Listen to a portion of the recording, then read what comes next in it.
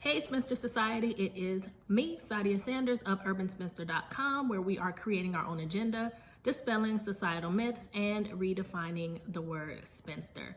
Before I get into this video, make sure you click that like button, subscribe to the channel, share this video, and be sure to follow me on social media at urbanspinsterxo. That is Facebook, Instagram, and Twitter. And I want to acknowledge some new subscribers to the YouTube channel. And those people are Jay Holland. Hey, thank you for subscribing. And Derica Richardson. Hey, Derica. Hope you guys are tuned in and still with me. Make sure you share. All right. So let's get into it. So this week, I listen to Steve Harvey morning show every day and always in time for the Strawberry Letter.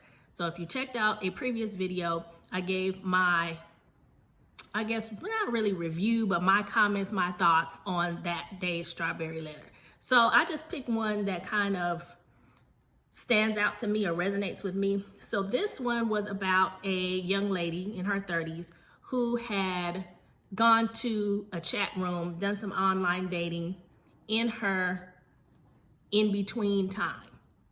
A lot of women will ask me who are single, what should we be doing with ourselves in the meantime?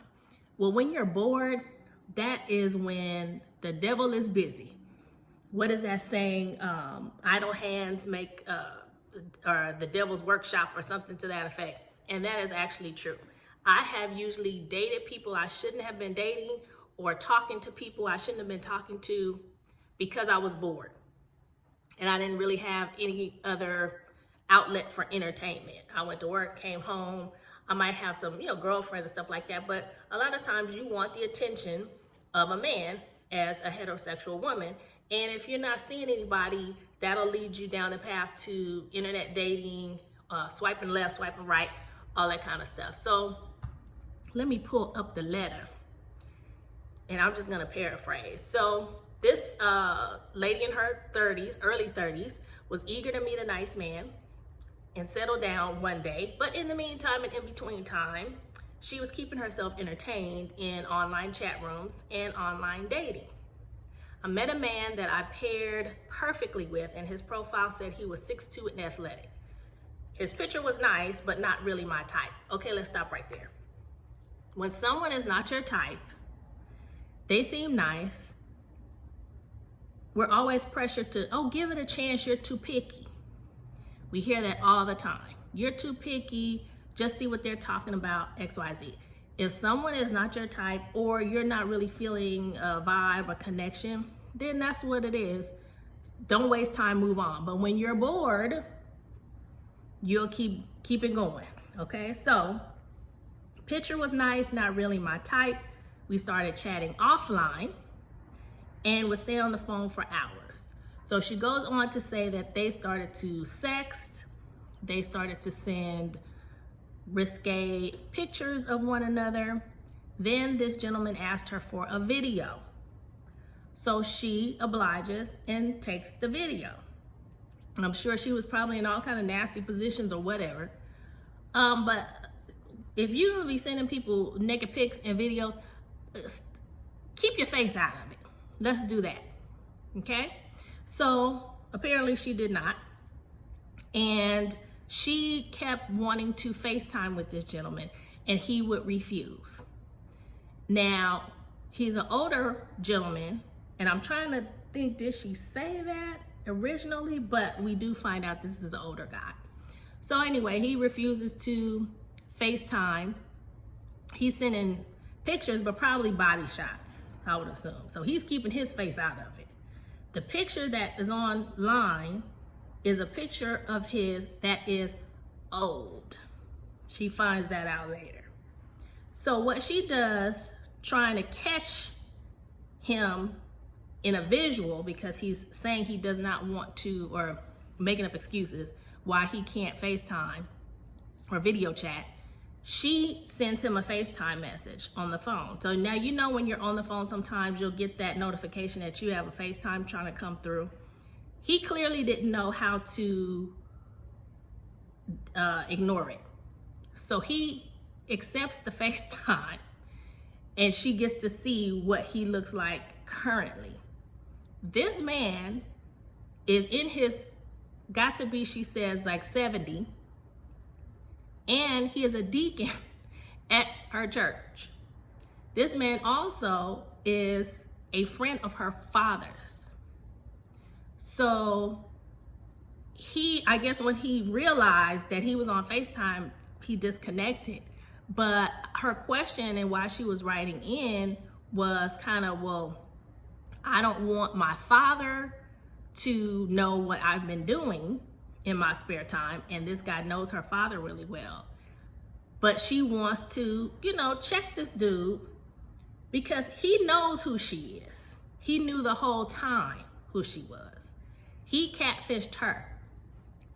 Now, my advice would be cuss him out because he ain't gonna tell your father nothing. He's in the wrong as well. So don't worry about him revealing to your father that you're taking naked pictures and sending them to strange men you met online and sexy videos to people. That really is none of this girl's concern. Get rid of him, block him, keep it pushing, and let that be it. Now, what people do in fear is they hide things or they lie about stuff. He is more guilty than you will ever be. And she's really not guilty. She's a grown woman. She can do what she wants to do. This man catfished her, and he knew who she was. And if your dad found out, he would be done with him and probably whip this dude's ass. And he's a deacon in the church. Okay? So that's my opinion on that. First of all, I hate online dating because people send pictures of themselves that they feel are most flattering.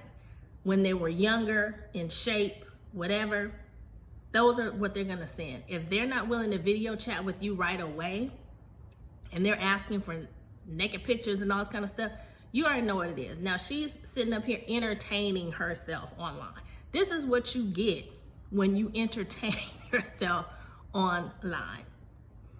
A whole bunch of fuckery and shenanigans, okay? That's what you get. So let me know what your opinion is. I can't stand online dating. I always meet somebody who wants to either send dick pics or they clearly are playing because they won't make a date, or if they make a date, they're just kind of, you don't really vibe if you do meet up with them or talk to them offline. You may have a good conversation on the phone, but when you see them in person, it's kind of like, nah, this is not what I'm looking for. And that's okay. If anything is not what you want, cut it off. Don't worry about being picky. It's your life. You have to live it. Don't worry about what anybody says. And if someone catfishes you, do not be afraid to check them, especially if you are a grown woman or a man. Don't worry about them saying something to somebody else. They're in the wrong, okay? They are being very dishonest. And you really don't need that in your life. Find another way to entertain yourself. That's what I would say. Get a hobby.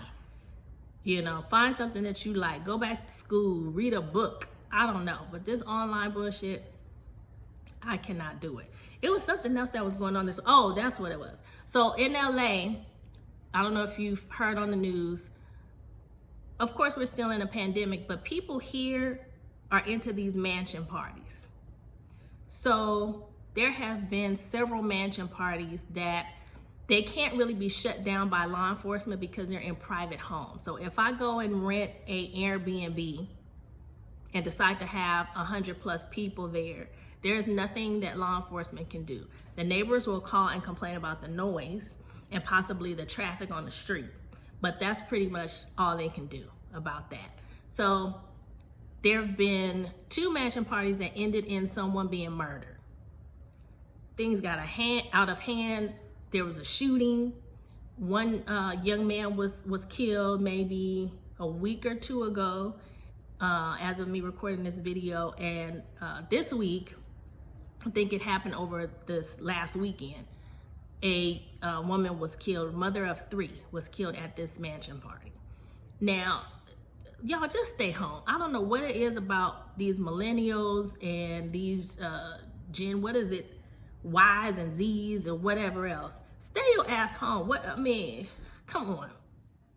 If you go to a party and you're there all day for hours with hundreds of people, you cannot possibly know all those people. Now, some people are testing temperatures, but there are a lot of people who are asymptomatic. So they may test positive for COVID, but they have no symptoms whatsoever. If you're not giving out COVID tests and getting instant results, you don't know what is swirling around in that environment. So don't go to these parties, especially y'all who are parents, you're young parents. This woman is in her 30s and she has 3 kids. So imagine when she started having kids. And now her kids are without their mom because she chose to go to this party. And they're trying to say it was gang related, but in LA, they always say if it's a bunch of black people, it's gang related. So I don't know how true it is, but they're saying it's 99.9% gang related. There was a person who attended the party who was interviewed on the news here, and he said that what he witnessed was there was some gambling going on, probably craps or whatever. People were getting mad because they were losing money.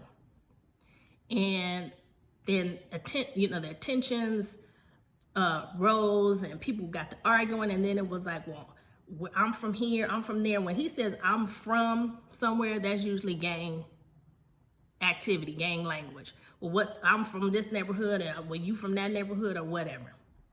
So he said then that's when people started fighting and shooting. Now, the owners of this particular mansion, they have been, I won't say in trouble, but this house has been called about several times for these type of parties in the past. So law enforcement cannot do anything, even though they're Airbnbs and it's a business, it's still a private residence. So just don't go to these parties if you're invited. Outdoors is what is okay or approved here in California by our governor. We can have outdoor events, but even with that, you need to kind of try to distance yourself. I went to an event today. One of my sorority sisters is a pediatric dentist, and she was opening up her 2nd practice, and today she had her grand opening. So it was outdoors. I mean, she gave tours of the place, but they counted how many people went in at a time. They had food, so they had In-N-Out burger, which is here. I know that's not everywhere, but in California, In-N-Out is really big. I don't know why it's not that good. But she had In-N-Out cater and tables and chairs outside, and they were pretty distanced. But you still have to do kind of your own distancing. You see people, especially when we haven't been out in a while, you see people, you want, hey, how you doing? You talking close, people are hugging sometimes, and you just gotta protect yourself. People are talking about they don't want to wear a mask. Mostly, that's not us talking about these masks not being worn. But just wear it. If I can get the flu or a cold from being around someone, then what do you think COVID is capable of doing as far as being airborne and you breathing things in? I have been wearing a mask since January. I heard about COVID way back then, and we're in August now. There are people in my office who get the flu or a cold every year, to the point where as one lady, she has to stay home from work like clockwork every single year during flu season. She's an older lady. She gets it very badly. So I make sure I'm protected, so I'm not breathing that stuff in through the air. I'm not in my own office. I'm in an open space. So imagine you being in an environment where there's 100+ people. People are drinking, people are smoking, people are being careless.